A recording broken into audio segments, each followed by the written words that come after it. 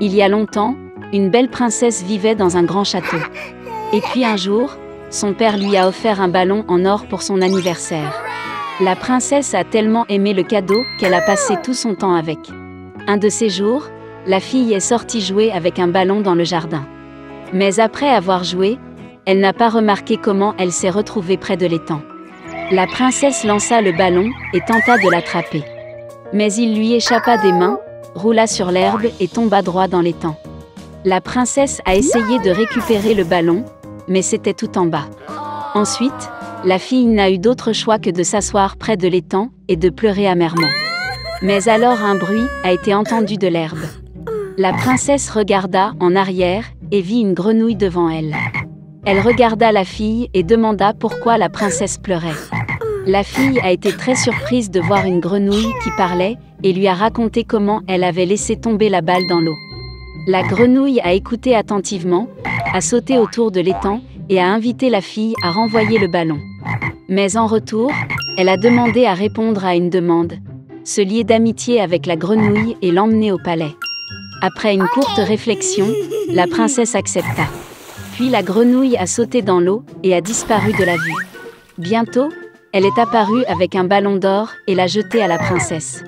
Ayant reçu son cadeau, la princesse courut joyeusement au palais. Puis la grenouille rappela à la fille leur accord. Mais la princesse a juste ri et a dit qu'une telle grenouille laide ne pouvait pas vivre dans un palais. Ainsi, la fille a quitté la grenouille et est retournée au château. Dans la soirée, le roi, la reine et la princesse se sont réunis pour le dîner. Mais dès qu'ils ont commencé à manger, ils ont entendu un coup à la porte. Puis le majordome entra dans la pièce et annonça qu'une grenouille était assise sur le seuil. Elle demande la permission d'entrer et affirme avoir été invitée par la princesse. Le roi regarda sévèrement sa fille. Et la princesse lui a raconté tout ce qui s'est passé le matin au bord de l'étang. Le père y réfléchit, puis dit que si la princesse promettait quelque chose, elle devait tenir parole. Puis le roi ordonna au majordome de laisser entrer la grenouille. La porte s'ouvrit et une petite grenouille entra dans le château. En plusieurs bonds, elle se retrouva à table. La grenouille s'inclina alors devant le roi et le remercia de lui avoir permis d'entrer. Après cela, la grenouille a sauté dans l'assiette de la princesse. Le roi a ordonné qu'une soucoupe soit apportée à l'invité. Mais la grenouille l'a arrêté et a dit qu'il pouvait manger dans l'assiette de la princesse. La fille était furieuse de rage. Mais elle ne le montra pas, espérant qu'après le souper, la grenouille quitterait le palais. Cependant, lorsque la princesse se leva de la table, la grenouille la suivit. Et au bout d'un moment, l'invité a voulu dormir. La princesse lui a offert une chambre d'amis. Mais la grenouille a dit qu'elle voulait dormir dans le lit de la fille. Et la princesse, craignant de décevoir son père, accepta. Puis la grenouille sauta sur le lit du roi et posa sa tête sur l'oreiller moelleux. Et la princesse a dû s'allonger à côté d'elle. Dans la matinée, la grenouille a réveillé la fille et a dit qu'elle avait un dernier souhait, après quoi elle partirait définitivement. Et le cœur de la princesse était rempli d'espoir.